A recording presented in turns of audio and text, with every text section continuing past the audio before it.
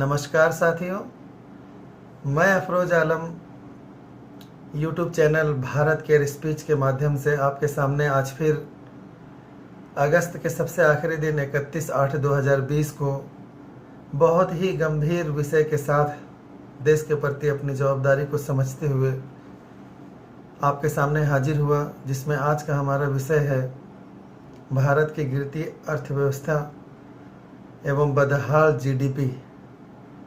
तो दोस्तों, जैसा कि आप सब न्यूज़ चैनल के माध्यम से देखा होगा कि देश की तिमाही जीडीपी के आंकड़े आज जारी हुए। -23 के आसपास जीडीपी ग्रोथ रहा है हमारा, जिसे हम ग्रोथ कतई नहीं कह सकते, बल्कि ये हिचकोले खाते और रसातल पर जाती हुई हमारी जीडीपी, मतलब कि अर्थव्यवस्था जो है बिल्कुल रसातल की तरफ जाती हुई दिख रही है। अभी कुछ दिनों पहले ही हमारे देश के वित्त मंत्री ने बतलाया था कि देश की बदहाली और गिरती अर्थव्यवस्था का जो कारण है वो सर्वशक्तिमान ईश्वर को ठहराया था। उन्होंने अपने बयान में कहा था कि देश की बदहाली, गिरती अर्थव्यवस्था के जिम्मेदार एक्ट ऑफ गॉड, मतलब गॉड को इस चीज़ के लिए जिम्मेदार ठहराया था। पिछले वीडियो में भी मैंने आप लोगों को बताया था कि जो लोग भगवान पर भी झूठे आरोप लगा सकते हैं, वो देश के विपक्ष और देश के महान नेताओं के बारे में कितना सच बोलते होंगे।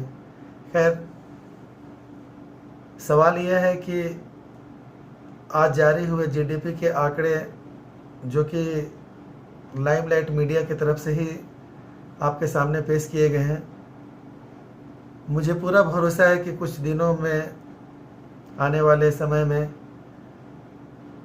देश की मीडिया हम देशवासियों को यकीन दिलाने में ज़रूर सफल होगी कि यह बदहाली और यह गिरती अर्थव्यवस्था देशवासियों के लिए कितनी ज़रूरी थी। और ऑल इज़ वेल के तर्ज पर हम सबको यह समझाया जाएगा कि भारत की जो गिरती अर्थव्यवस्था है वो देशवासियों के लिए बहुत ही बेहतर है और बेहतरीन है।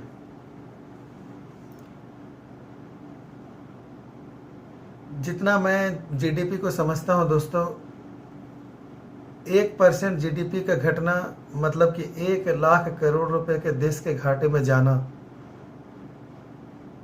समझने वाली बात यह है कि 2014 के बाद 8.9% की ग्रोथ की जीडीपी को मौजूदा सरकार ने अपने हाथ में लिया और आज हम -23.94% पर चले गए हैं।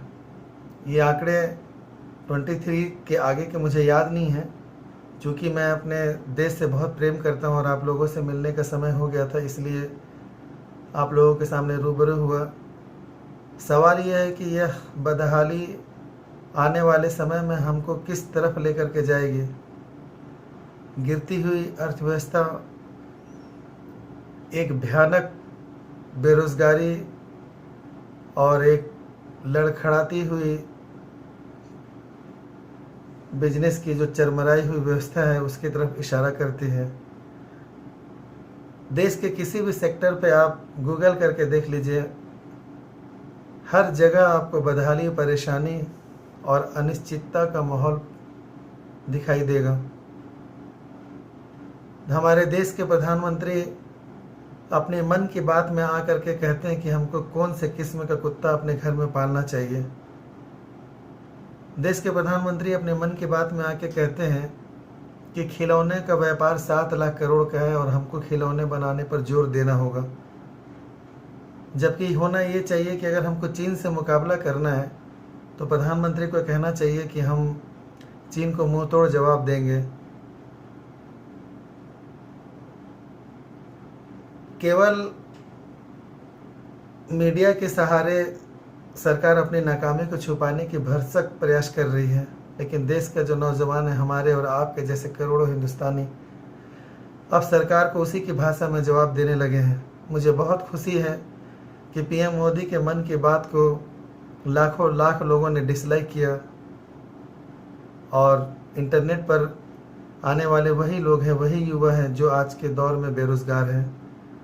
आइए हम और आप मिल कर के सोशल मीडिया के कई प्लेटफॉर्म हैं जिस पर अपने देश के लिए अपने दिनचर्या में से कुछ समय निकाल करके फेसबुक के माध्यम से या लाइव आकर के या कुछ भी पोस्ट लिख करके सरकार तक अपनी बात पहुंचाएं कि अगर आपसे ये सत्ता नहीं संभल रही तो बिल्कुल आप सत्ता को छोड़ दीजिए, सत्ता से उतर जाइए। हमारे पुरखों की कमाई हुई विरासत इस तरह से बर्बाद होने नहीं देंगे हम लोग। ये मेरा आप लोगों से विनम्र निवेदन है कि आइए और मेरी आवाज़ में आवाज़ मिलाइए। भारत केयर चैनल इसी उद्देश्य से अपने पथ पर अग्रसित है। दोस्तों, यह देश हम सब का है, यह किसी पार्टी की जागीर नहीं है। ये देश रहेगा तब हम रहेंगे। आने वाली पीढ़ियों को हमको अच्छा भविष्य देना है और लोगों को रोज़गार, देश की बेहतर अर्थव्यवस्था और हमको बढ़ती हुई जीडीपी चाहिए। मैं अपने शब्दों से अपने दिल के जज्बात को आपके सामने ठीक से नहीं रख पा रहा हूँ, लेकिन यकीनन है मुझे अपने व्यूअर्स पर पूरा भरोसा है कि मेरी बात को वो बेहतर तरीके से समझ रहे होंगे। देश से प्यार करने वाला हर नागरिक देश की बदहाली पर खामोश नहीं बैठेगा। आइए हम सब मिल करके सत्ता तक अपनी आवाज़ पहुंचाएं। आज के लिए बस इतना ही। जय हिंद, जय भारत, सारे जहां से अच्छा हिंदुस्तां हमारा, हम बुलबुलें हैं इसकी, ये गुलसिता हमारा। I love you all. Corona का महामारी अभी ख़त्म नहीं हुआ है, बिल्कुल अपना ख्याल रखिए, सोशल डिस्टेंस मेंटेन करते रहिए, हैंड सैनिटाइज का उपयोग करिए, शासन के द्वारा बताए हुए नियमों का पालन करिए। जय हिंद।